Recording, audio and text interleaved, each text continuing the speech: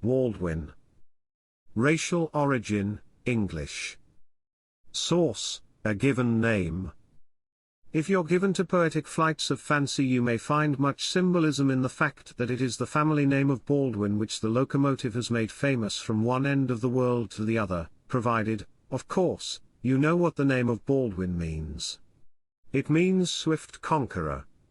It was, of course, in the first place a given name.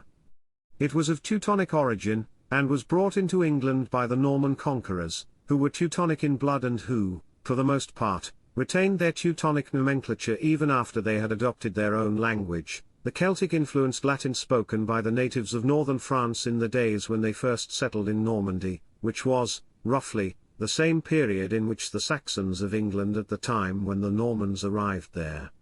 Baldwin is a simple combination of ancient Teutonic words which are to be traced in so many of our given names today.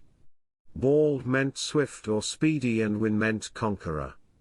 Our own modern word winner and the verb to win come from the same root.